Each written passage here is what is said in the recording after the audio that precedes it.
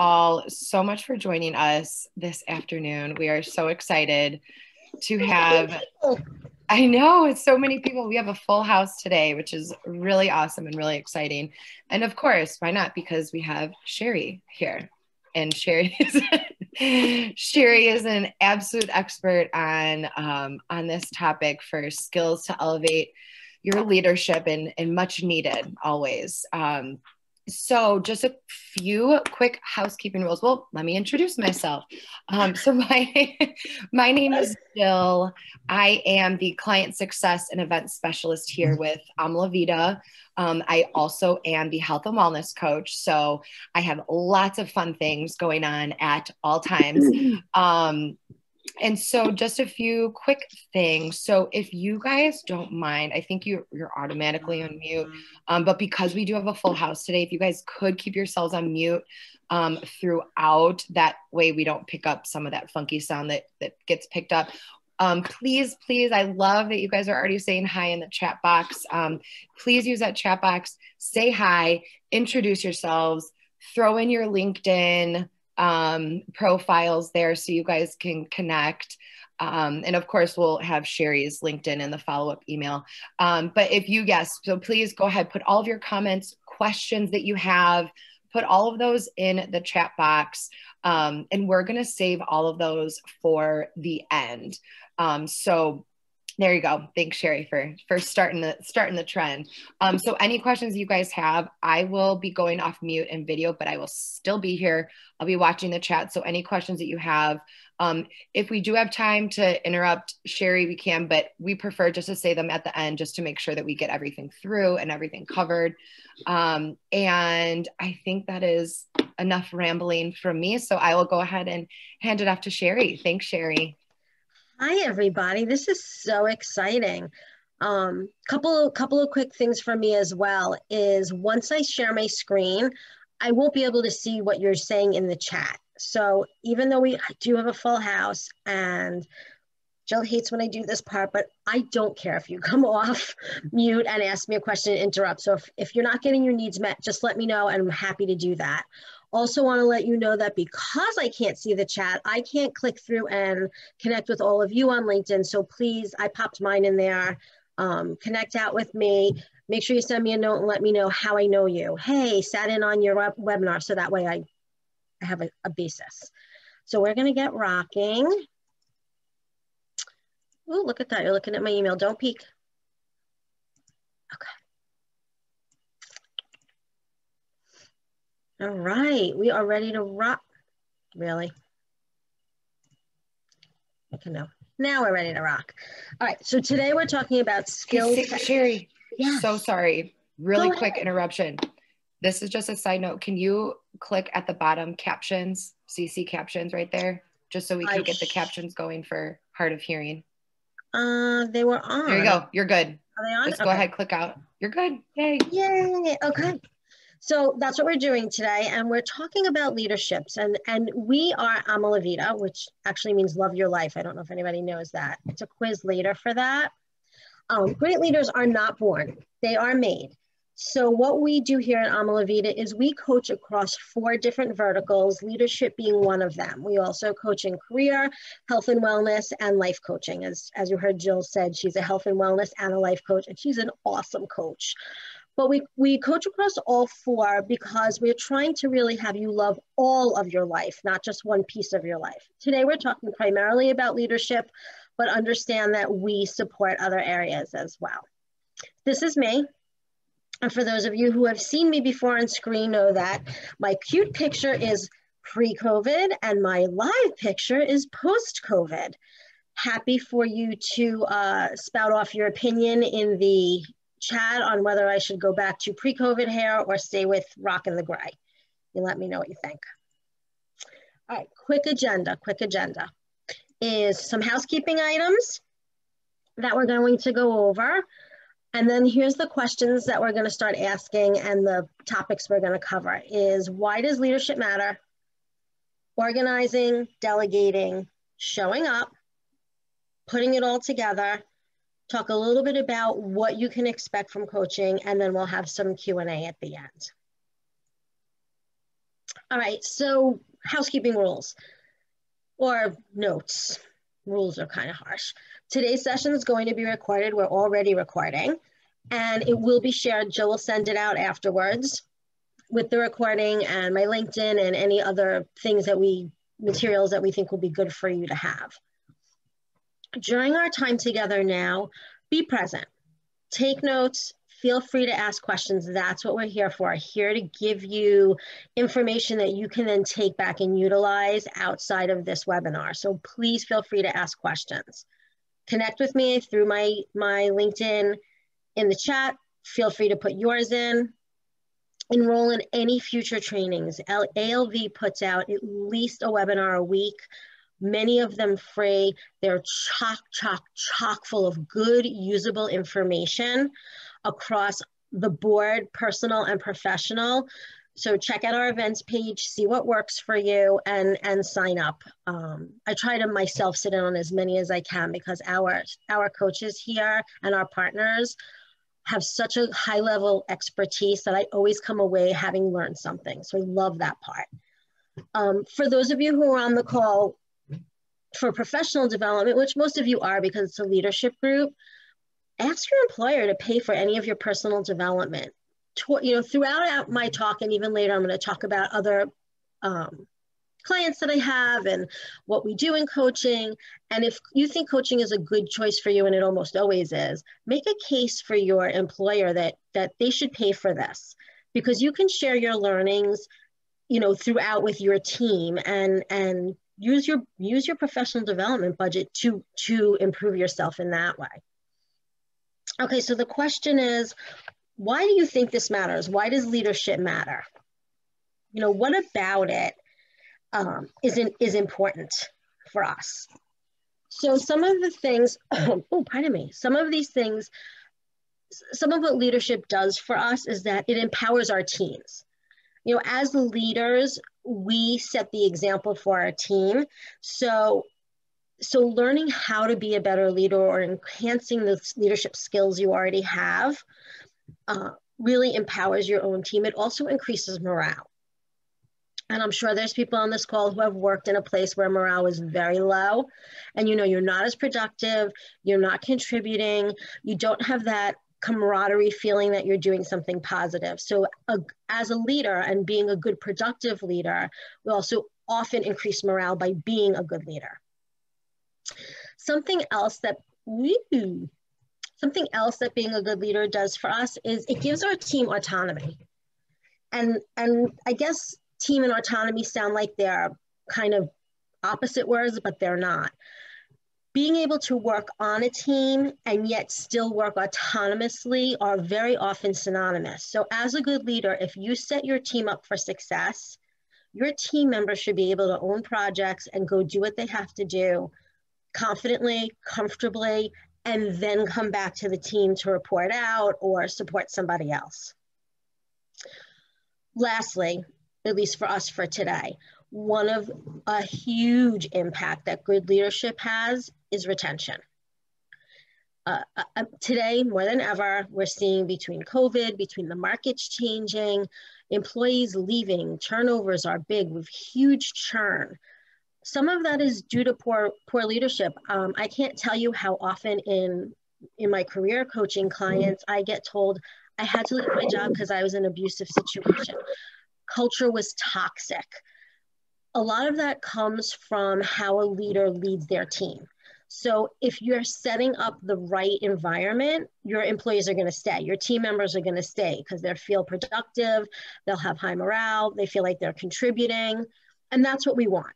So those are the 4 things that we're sort of, those are the goals we're aiming for in terms of being a better leader. Okay, first step to elevating your leadership is being organized. And I know that sounds like an obvious thing, but it isn't, because what does being organized really mean? It talks about level setting expectation. It talks about accountability, feedback, and how to do effective one-on-ones and staff meetings. So we're gonna talk a little bit about each thing so that we know what those are. So what is level setting? Level setting is when we take the time with our staff or our team to let them know what our expectation is. Big complaint or frustration that we hear as coaches all the time is, I didn't know what was expected of me. And then on the flip side of that, we hear a lot of leaders saying, well, I don't understand how they didn't know what to do. Well, that's a major miscommunication. And it's super important to set that expectation right at the beginning. Pull your team up to the table, set what your expectation is, ask for feedback from them of what they thought their expectation should be, and find what that balance is. And some of that will come naturally, and some of that are skills that you're going to need to work on, even oftentimes role playing it out. Again, we do that in coaching a lot. We'll role play out how it sounds, the language to use, so that when you go into your meetings with your team, you go in, again, comfortably and confidently to level set and handle your team. Because each member of your team may need a little bit of a different style to bring them to the table. But setting that expectation is very, very important. Once you've set that expectation, documenting what that expectation is key to keeping everybody accountable, which is the next piece that we talk about. Keeping your team accountable and yourself is really important to keeping your team organized. So you're setting that expectation, you're documenting, which gives you an opportunity to follow up, but it also gives you that opportunity to hold each other accountable. And it's important to let your team know when you're setting those expectations that not only are you going to hold them accountable, but you're hoping that they will hold you accountable as well. That's where that balance comes in. And that's what really starts to build that rapport and that trust between you and your team.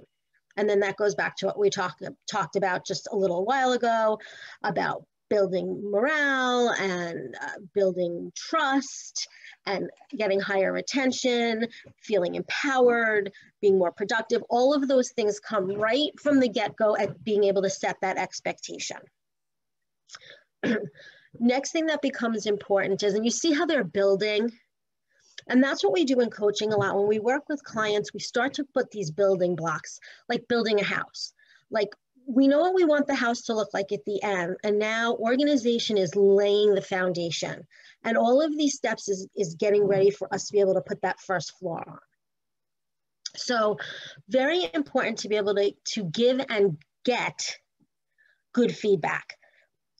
Feedback isn't just criticism. It needs to be able to be effective. It needs to be able to be understood. You need to be able to do both the positive and the negative. And it's hard to do that sometimes. If you've set your expectations cleanly and you already have seen things documented, it gives you a good opportunity to have a place to start for that feedback. One thing that is so important when you're giving feedback is be genuine. I'd probably say be genuine or be authentic or be yourself across so many different paths of coaching, when you're interviewing, when you're networking, but when you're leading a team, that's important as well. Your team doesn't, and excuse my language, but your team doesn't want to hear the bullshit. Nobody does. We hear that in our coaching sessions all the time. I just don't want to be mired in the red tape. I don't want to be mired in the BS. So when you're doing your feedback, be honest, be genuine, be authentic. Find a way to have that conversation, both positive and negative. One of the ways to do that is often to couch it on each side, bookend what you have to say. First, ask permission. There's nothing worse than somebody feeling they're being attacked. Ask permission. Can we talk about this? If you're in a one-on-one, which we'll talk about in a second, they've given implicit permission to have this conversation. So you've already asked that. But it's also good to balance. Here are some things that you've done well based upon what our expectation was, based upon things we talked about. Here are the things that need improvement. And word choice becomes very important when you're giving feedback, even the negative feedback. Once people hear things like bad, you're not doing it right, they turn off. They're not as receptive as words like, here's areas where you're struggling, Here's some challenges I think you're having. Let's together talk about a way that this could be more productive. Those are the kinds of things that that good leaders do. And again, this is the kind of thing we do in coaching. And again, oftentimes we'll role play it out so that you can get comfortable with the words.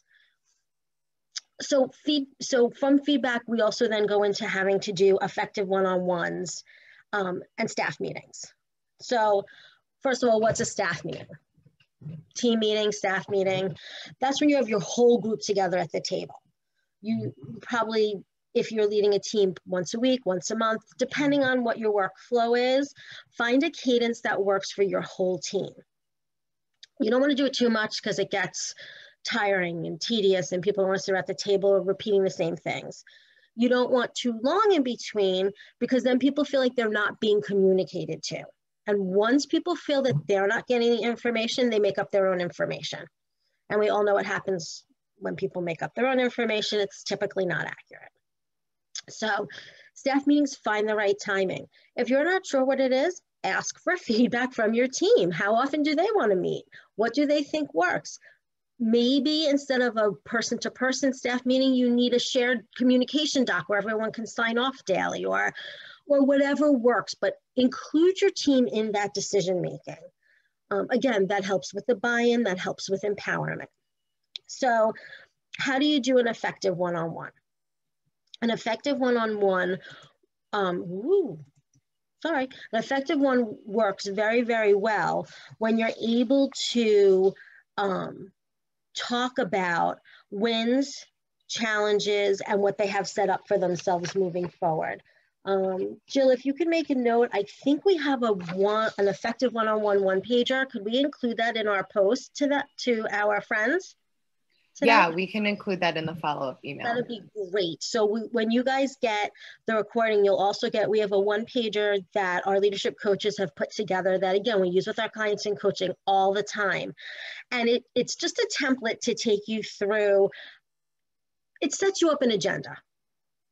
It is very important to come into any meeting, one-on-ones and staff meetings, with a prepared agenda. That way, again, it goes back to level setting expectation. Everybody knows what you're doing for that moment.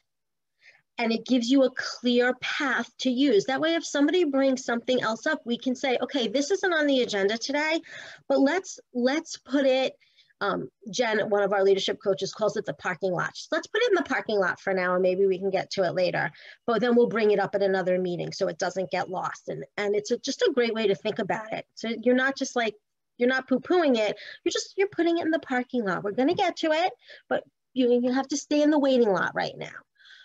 But for an effective one-on-one, important to talk about wins. What's going well? What are you celebrating? Because again, important to acknowledge the positive. Often you can learn from that. What is helping your team member get motivated to do their work? What do they see as success? Then updates. Hey, literally just project updates. What's going on? What's the daily update?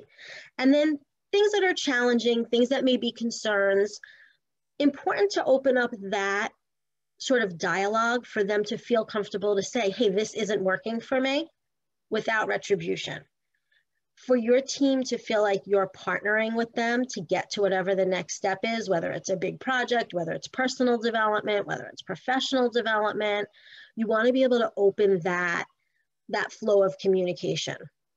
So important to getting this whole piece together of getting your team to have group think and feel committed to the same goals.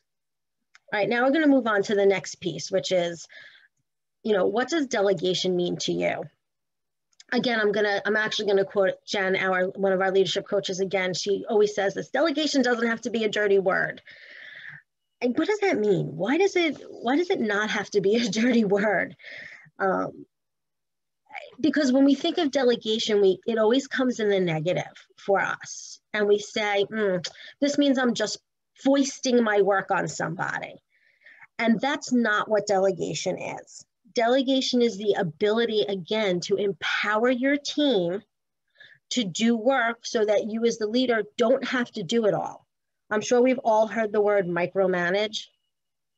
Anybody on the call actually enjoy being micromanaged? I can't see you, but I'm hoping a whole bunch of you are shaking your heads going, yeah, no, I don't. Most people don't like to be micromanaged. They feel like they're being babysat. They feel like they're being watched. That's not empowering. That doesn't make people feel like they have ownership of their project. And it doesn't make them feel motivated to contribute and have an impact. So delegation is a very important piece of having your team work in concert. Couple of different ways to delegate out. One way is self-delegation. Let your team choose what projects they want to take a part of. Because when you raise your hand as a team member, you're typically more invested. So that's a good place to start, if that's a possibility. If your team has gotten to that point where they are empowered and their expectations are set, let them choose what they want to do. As long as it works into your plan, that's a really nice way to give them a seat at the table. Again, be very upfront. What does this look like? What does this mean? If you're taking this on, let's go through what the steps are. Here's my expectations for you. What are your expectations of me? Also talk about what is it going to do for professional development or growth? Because sometimes you'll delegate a project to somebody because it's a reach for them, or it's a challenge for them, or you want them to grow a skill or a strength. So also important when you're thinking of delegation is see what your team has to offer as a group. Who has what strengths? Who has some areas that need to be improved? And delegate the projects sometimes based on those things, because that gives people a chance to rise to the occasion, to learn a new skill. Sometimes there's teaching opportunities there between teammates, between you and your team. Back to, though, be clear. Be very upfront about what that looks like and what the communication is going to look like and what you're expecting. Another piece of this, and for those of us on the call who are parents, we understand the reward motivation. If you delegate, what is the reward for having done this job the way you expect it to be done? Is it a day off? Is it professional development money? You know, is it job well done? Whatever it is, be clear about what the result is for and how that's going to come across. Super, super, super important. You want to make sure that you're matching your people to the task. So even though there may be an area where you want someone to rise to the occasion, don't make it impossible for them to succeed.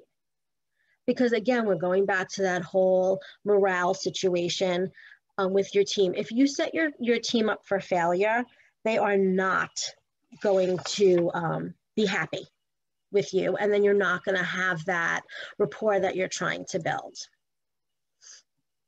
Oh, there you go. I just said all those things. All right. When I say show up, what do you think this means as a leader? What does it mean for you to show up? Meaning, what hat will you wear? Being curious and what things you should avoid.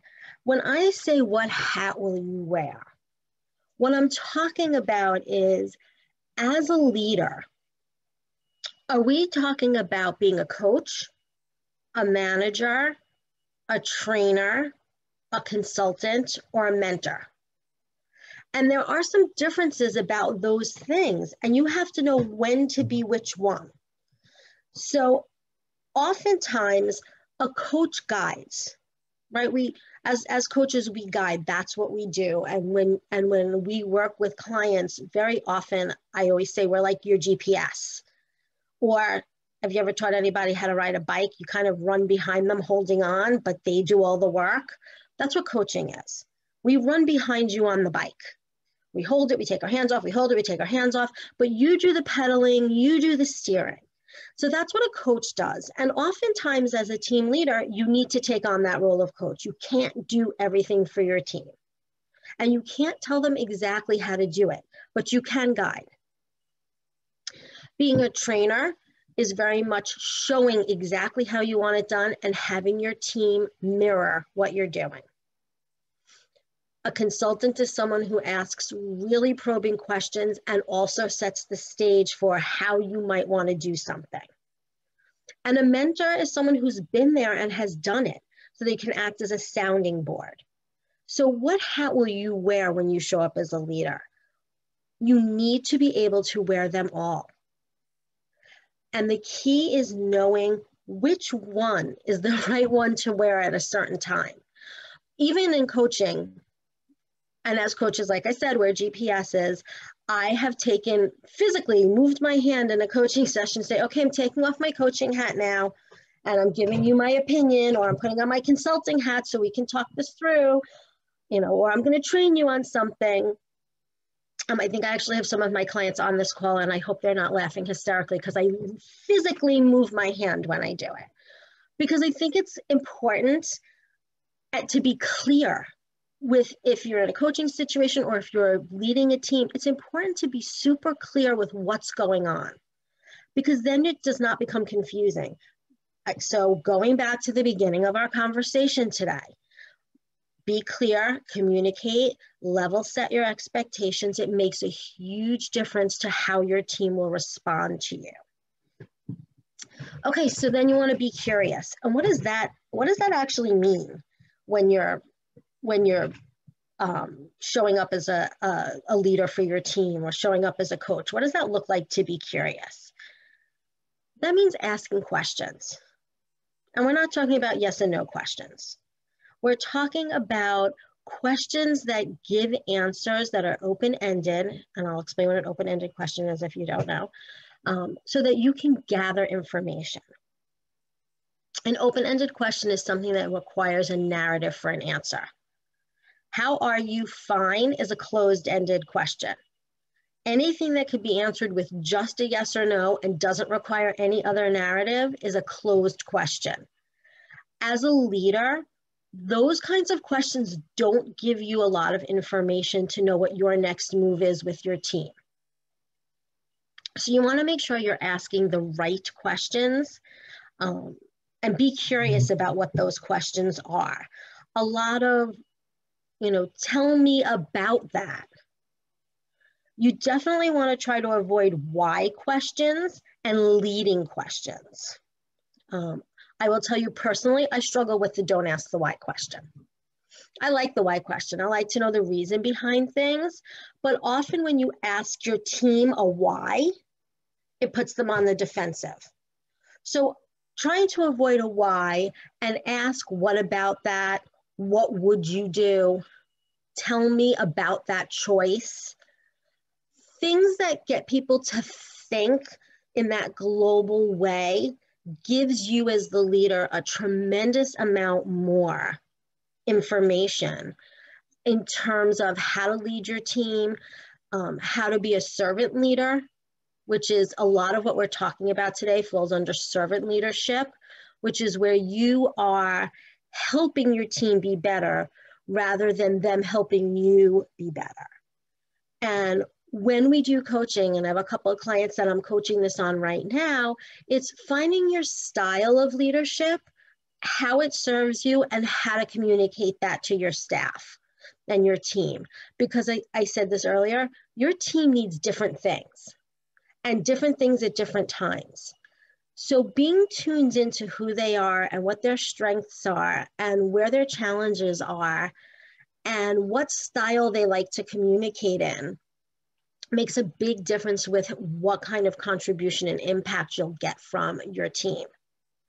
And it's important to be able to show up as a coach or a manager or a trainer or a consultant, depending on what the circumstance calls for. So how do you put it all together? Because it's difficult. It's very, very difficult to pull all of these things together at one time. These are your 4 main points that you want to stick to in terms of being a better leader. Organize, which again we said is setting that expectation, communicating it clearly, documenting, following up, being accountable. Delegating, whether you're self-delegating or you're matching the task to the person's strengths or challenges, or you're using it as a learning situation, don't do all the work yourself. Empower your team to work together and to take on projects on their own and own them. Lastly, coach. Ask the hard questions. Find out the context surrounding the situation. No, do I not need to be a coach now and need to be a consultant or a mentor or a trainer or just a straight manager? And what pieces, how am I showing up for the day? And then lastly, it's take action. What are you going to do? Of the things that we spoke about today, what are you going to do? Which is something that I'm going to ask you to even just jot down now. I'm asking each of you, write down one commitment that you're going to make today to be a better leader for your team, whatever category that falls under, but be specific with yourself, because it's difficult to be specific with your team if you don't delineate that for yourself and be clear with yourself what you're planning to communicate. You could drop some stuff in the chat and Jill will be able to tell us what you've said. Throw some things in there. What are you going to commit to that's going to work for you? Are you going to use an agenda at a staff meeting? Are you going to use the effective one-on-one template? Are you going to take an inventory of your team's skills so you can better delegate? Start throwing them in there so we can talk about what kind of commitments you're going to make. Do you love that guy? How cute is he? It's like my new favorite picture. This is an example of how ALV can help you. We're ready to help. And ALV has a lot of babies in the last few months, so I'm a little baby obsessed because my babies are big. So ALV, we're here to help you. That's what we do. We coach with new leaders, with experienced leaders, and help you to get the most out of your team. We work through a very clear system, which is this system. This is our methodology. It's called the ADIT. Assess, discover, implement, and transition. So when you work with a coach, what we first do is assess where you are, who you are, how to assess those pieces for yourself and your team. So we assess you and teach you how to assess your team. Discover. This is really important, which is how do you get to know you? How do you work through goal setting, planning, reflection, your own personal learning? Then we take those two pieces and we come up with a plan. It's implement. What does this plan look like? How is it going to be workable? What kind of feedback are we looking for? What are the checkpoints? And again, all throughout the coaching process, we are doing role plays. We are visioning out what this looks like, thinking about who may react how on your team, what's going to be the biggest roadblock that you're facing as a leader. Then we move to transition. This is one of the hardest parts of this, is that we are now moving towards doing what we've said we're going to do, and it requires tweaking and assessment, and did it work, and let's evaluate, and now let's take this and plan it out and scale it up, make sure it's working with this team. How many other teams is it going to be working for? We coach across a number of different companies, small, big. These are just some of our companies that we are coaching with, that we are helping leaders grow. In addition to doing pro bono work, we give some of our time every day to a cause. And right now it's Black History Month, and we're concentrating on Black women-owned businesses. We have a grant program. So if anybody knows of anybody, Jill, could you drop the grant information in the chat if you wouldn't mind? We're offering 3 coaching sessions for Black women who are underemployed or unemployed to help get them back on their feet. And that's a lot of what coaching is about, is giving you the tools that you need so that you can move to whatever your next level is, wherever your next level is. Very important that one of the things that we do here at Ama La Vida is when we look at that ADIT model, we spend a lot of time in assess, because we're set up as a membership model and not a set program. And one of the reasons that we do that is so that we can meet you where you're at, because everybody's at a different place in their journey. And it's important for you to be able to have your needs met, just like we're talking today about getting your team's needs met so you could be a better leader. As coaches, we do the same thing. So we spend a lot of time in that assessment phase so that we can be really clear about what it is you need, so that we're not spending time on things that you may not need. One of the things that I would love to do is offer a couple of 30-minute strategy sessions, during which time we can talk about what your leadership goals are, how coaching could support you, and come up with a strategy for what coaching looks like for you. I have 3 30-minute spots. Jill, do you have my 30-minute link, or should I throw it in later? I can find it for you real quick, but if not, just a side note, all of these links and everything will be shared in the follow-up email as well. But I'll go take a look at your Calendly and see if I can pull that for you. Yeah, it's my one that says 30-minute chat, I think. No, 30-minute coaching session. Sorry. So Jill will throw that in. I have 3 spots that I absolutely can take. If we have more, I'll open my calendar and we'll fit more in. Happy to do that. It's exciting. It's free. You spend a half an hour getting a feel of what coaching looks like and feels like, and get some plans to get some substance underneath your feet there. All right, I'm going to open it up to questions, but I'm also going to throw this slide up while I'm taking questions, which is, this is who I am. This is my email, and I'm borrowing Jill's phraseology. I am a real person behind that email. That email comes directly to me, Shari at alvcoaching.com, and I will answer your email. So feel free to reach out. All right, I am going to stop sharing so that I can actually see all of you and see the chat so we can see what's happening. All right, lots and lots and lots and lots, and oh boy. Okay, Jill, you want me to start reading through the chat? Yeah, if you want to, go ahead. I'm going to see what I got here. I'm so glad everyone is putting their LinkedIn. Yay, yay, yay, yay, yay.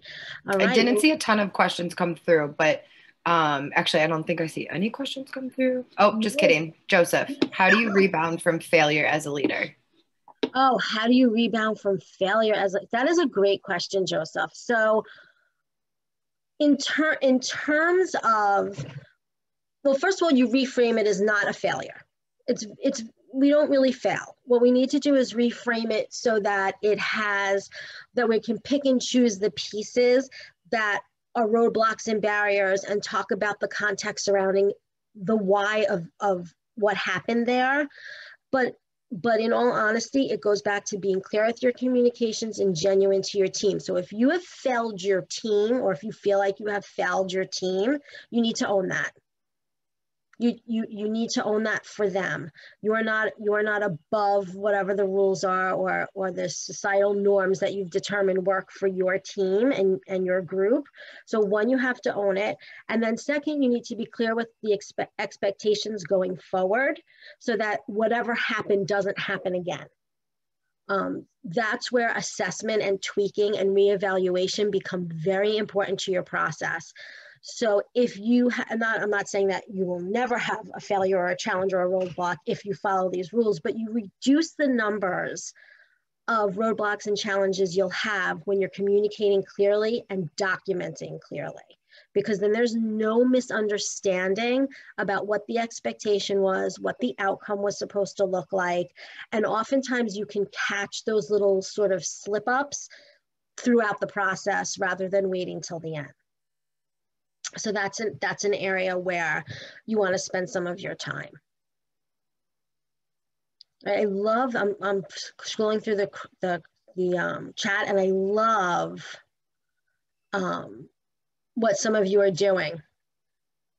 I'm choosing to use the template, asking better questions, stop asking why, committing to being an active listener in every relationship I have. That's hard.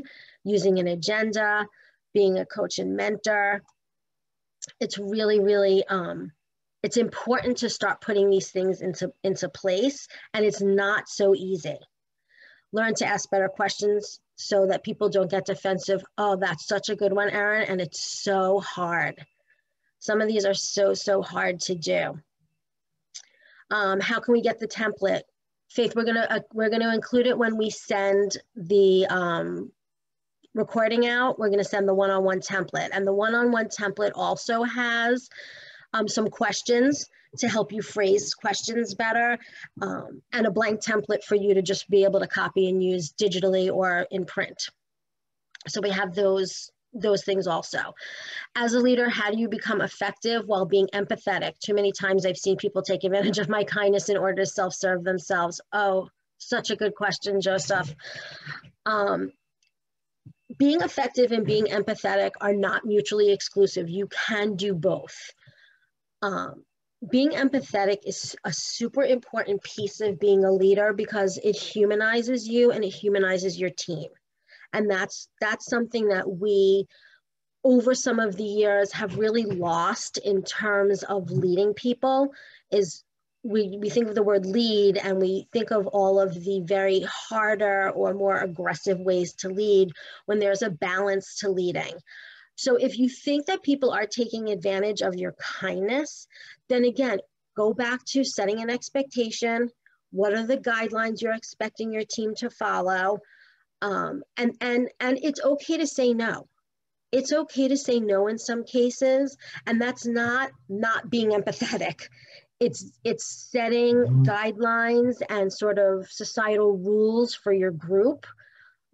Anybody ever took psychology? You know, there's ways, there's Tuckman stages of group forming that we utilize, and one of them is norming, which is what are the rules for this group? So when you're leading, that's in that organized section. When you're leading that group, you set what your expectations are.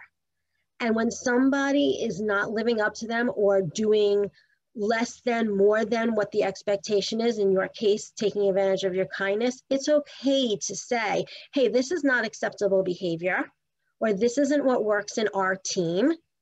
And then just make sure you reset that expectation, stay consistent. And over time, behaviors change. Obviously, when you're in a leadership position and somebody's doing something that is just not acceptable and is not going to move the group forward, that's why you're the leader. You need to put a stop to that. Again, by communicating clearly, setting expectations, oftentimes role-playing those words is very helpful. Again, we do that in coaching all the time because it really gets you confident with what that looks like. So that's something that I would do. And Joseph, if you need more information, feel free to pop on the chat and tell me, and I'm happy to do so. Oh, are there any books you recommend, Erin? Like a bazillion. We at ALV are fans of Adam Grant, huge fans of Brene Brown. We just read a book for book club by Mark Manson, if I have his last name right, The Subtle Art of Not Giving a F-U-C-K. There are so many good books. I'm a fan of Mark Cuban personally, Gary Vee. I like all the sharks. I'm a Shark Tank girl. Find what style of writing you like best, Erin. That's what I would recommend, and go with that, because some of them are very corporate, some are more casual. Try to find a book that falls directly into sort of what your leadership style is. But I would start with Gary Vee, Brene Brown, Adam Grant. Those are some good places to start to get your feet wet with those kinds of books and things. Joseph's saying they may take my kindness for weakness. Not if you communicate it correctly. If you are constantly communicating what your expectation is and then giving the effective feedback as to whether it's being met, your kindness doesn't have to be seen as weakness at all. That's the beauty of the setting the expectation and providing feedback. No one's ever in the dark about what you're thinking. It's always very crystal clear about here's what I'm expecting and here's what we're doing as a group, as an individual. So we're never too far off from knowing what that is. And there's a way to, there's a way to have that conversation that doesn't have to be mean. And I think a lot of times as leaders, sometimes we forget that you could still be kind and be lead. So I think as long as you're continuing to set the expectation, follow through, document it, communicate it back, and constantly use it as a checkpoint, your kindness should not be seen as weakness. And Joseph, feel free to sign up for our leadership strategy, and we could do some role play on this and formulate some of the right language to use and find a comfortable spot for you to do this in. Because sometimes it's even just that. It's that we're not confident in our ability with the language, or we don't feel confident in our space to say those things. So if we're viewing it as a weakness, we're gonna project that out to our team. And a lot of times it's just, I use the 3 C's. You have to get comfortable with your content to be confident when you're speaking. How can I stop being overwhelmed? Hey, Heather, if I had the answer to that question 100%, I wouldn't be on this webinar. I'd be somewhere having somebody serve me some drinks, because I would be making a lot of money if I had the answer to that. No, seriously. How you can stop being overwhelmed is celebrate the victories. Start slowly. Be gentle with yourself and understand that you cannot do it all. So sometimes you have to break it down. That's where delegation comes in. And it's okay to ask for help. It's okay to approach your team at a staff meeting and say, okay, we have 10 pounds of shit to do in a 5-pound bag day. So how are we going to approach this as a team? Here's my expectation. What's reality? What's not? Give your team a seat at the table. You will be amazed at how many people ratchet up their game when they're given empowerment and autonomy to take ownership. It's your job as a leader to check back, but if you're so overwhelmed with projects and things, you're not being given the time to lead. So first stop would be to your team, but second stop is to your boss also. Hey, I'm overwhelmed and my team is overwhelmed, because you're their mouthpiece. So you have to step up for them. Hey, I'm overwhelmed here. Here's what I've organized. Here's what I've delegated. Here's what the expectations are. And here's all my team is realistically able to do. So now as my boss, you need to communicate expectations to me. And those conversations go both ways. Michelle, is anyone having challenges with coaching younger people? Everyone's having challenges coaching younger people. And we're also having challenges coaching older people. We're having challenges coaching people. And it's getting exacerbated by the fact that we're all living in these little boxes, just like we are now. For this past year without face-to-face interaction. One of the better things you can do is, and oh, Jill, I'm sorry to ask you to do this, but in the stuff we're sending out, can you send the blog about putting water cooler chat back into a virtual setting? I think Jen wrote it and it's awesome. Yeah, definitely. Okay, I'm so sorry. I know I'm like, let's do this. Like Jill has nothing else to do in her time but this. In the follow-up, Michelle, I'm gonna send out this blog, or Jill's gonna send out like I do it, Jill does it. Include a blog that one of our leadership coaches wrote about bringing water cooler chat back to a virtual situation. And that's one of the things that you can, that's one of the areas that when you're having challenges with coaching, that will help, because it helps bring in just some more of that human piece. Michelle, I don't know if that answered your question, but if you want to pop on with a more specific, like what kind of challenges, I certainly can talk to those. I have challenges with older people who know better. Yes, Brian, that is a huge problem. And one of the things that I do as a coach, one of my areas of expertise is actually ageism. And ageism is both on older workers and younger workers. So there's a different finesse that you have to use on both sides. When you are dealing with an older worker who knows better, A really nice way to handle them as a leader is to give them a project that exposes or exploits their expertise. So they don't have to constantly be saying in a meeting or in a team situation, well, I know better, and this is how we used to do it. And a lot of it's because they're feeling insecure about the younger people on their team, or if they're being led by a younger person. So tapping into that expertise for them gives them that value and the ability to use their expertise in a positive way to add to the team. But again, constantly being clear, constantly communicating your expectation, documenting, bringing that feedback will help with those challenges substantially. I've had some troubles with differing expectations with younger employees. I'm a leader in my 30s. Brittany, is your trouble with the expectation because you are also young, or the younger worker has a different expectation than the older worker? I'm going to skip this until you get back into the thing. I have difficulties dealing with a staff who instigates bad culture. I have had one-on-ones and team meetings to reinforce expected behaviors. So Ruth, this is a toughie, right? Because bad behavior is bad behavior. And sometimes it requires you to sort of expedite that to a higher level that isn't yours. But again, keep very clean records about how this one person is instigating bad culture and the effect that it's having on your team. And then there's some things we could do in coaching to talk specifically to that, especially without knowing all the rest of the context there. So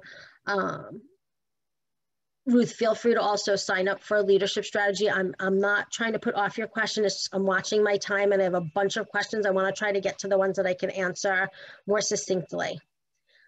Any advice for being a young leader and leading people older than you who feel they have more experience? Yes, give them ownership of a project. I'm going to repeat what I said before, tap into their expertise. Don't dismiss it. Don't set it up as a them and us. You are the leader. You're in charge of the team. They are a team member. Empower them to be a part of the team and make sure you value your expertise. Don't poo-poo it just because it's older experience. It sometimes brings a tremendous amount of value. On the flip side, you are the leader, so you have to clearly state and be clear about what your expectations are from all of your team members. Oh, Antonio, forming, storming, norming, performing. Did you sit in my communications class when you were a student? Because that's how I teach it. I have learned that when coaching younger generations, millennials and Gen Z, I have to provide feedback much more often. These generations have always had information at their fingertips. That's one thing to try. Great tip, Sarah. That's huge. So in that case, more feedback works in some cases. Sarah also gave you a couple of books, Ryan Jenkins' The Millennial Manual, and he has a one for Gen Z also. So I think, Erin, you were looking for some books. As a new manager in an established business, how do you ensure people come to you, not former managers who are still in the business? That's a tough one. James, that's part of, again, setting those expectations, having that open door policy, and for you, as a new manager with an older manager still, or a previous manager still on site, maybe more staff meetings are needed, more time to get that bond going and more time to sort of gel up as a team. And again, don't forget the importance of that water cooler chat piece, that personalization, that humanization. The people on your team are human beings. They have lives, they have things going on. I understand that we're at work, and I understand our job is to hit our benchmarks and drive revenue and drive growth for the firm. I'm not dismissing that. But what I'm saying is a little bit of humanity and grace, especially since with the last year and what we have coming in this coming year as things are constantly changing, a little grace, a little humanity goes a long way with people. That little bit of courtesy gives people a lot of buy-in to where we're at. Tips at transitioning from staff member to leader. Dina, that is a huge question, and I have literally 1 more minute left. So send that to me. We'll set up a time to talk. That's the biggest tip I'm going to give you is you need to establish yourself as no longer a staff member. It's a hard transition. It's not so easy because oftentimes you've been friends with the people on your group and now you are leading them. And it's so important to set that expectation of what your job is and what your expectation of them is. It is not easy. That requires practice, and it requires out loud practice. But also, like I said, set up a time for me. Jill, how am I doing? I think I'm running, and I know I have a lot of doing. You are at time.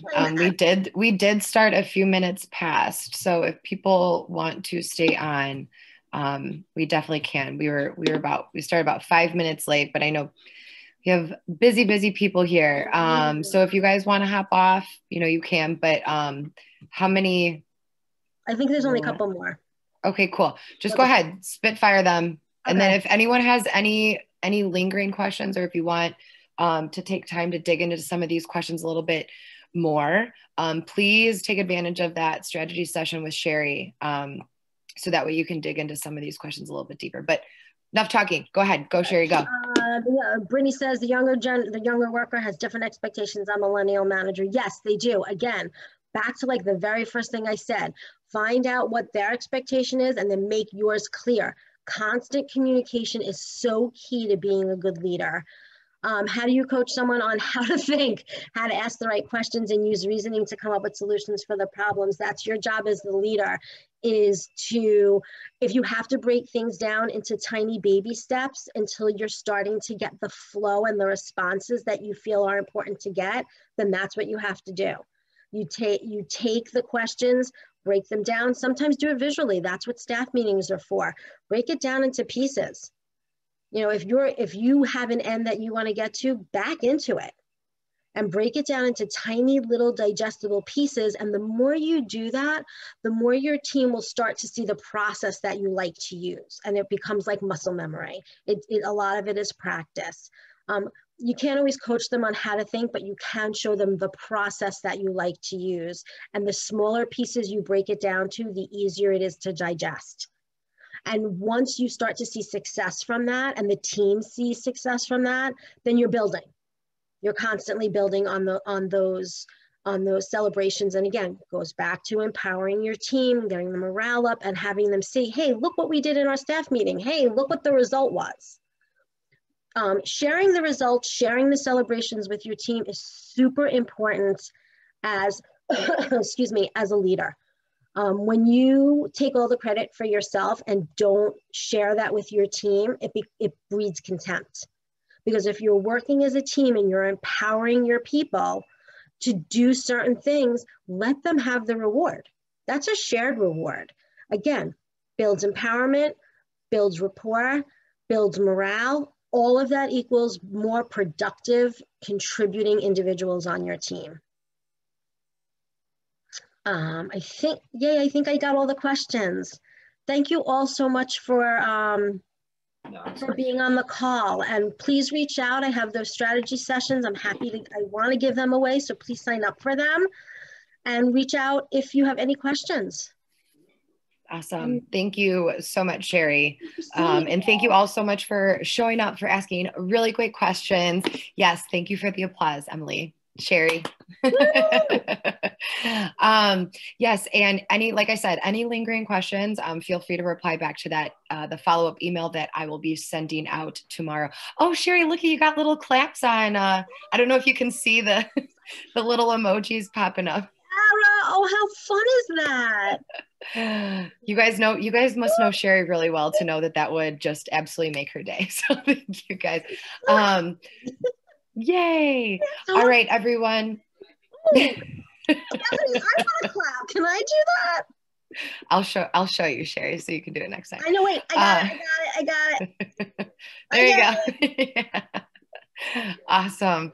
All right, everyone. Well, thank you so much for joining. And like I said, any lingering questions, feel free to schedule that strategy session or reply back to that email. But we will be sending a recap out tomorrow with the recording and all of those fun links and one-pagers that Shari mentioned. So thanks, Jill. I appreciate that. Of course. All right, everyone. We'll have Jill who does all that. So thank you. No problem. All right, everyone. We'll enjoy the rest of your week, and we hope to see you on here sometime soon. Bye. Bye.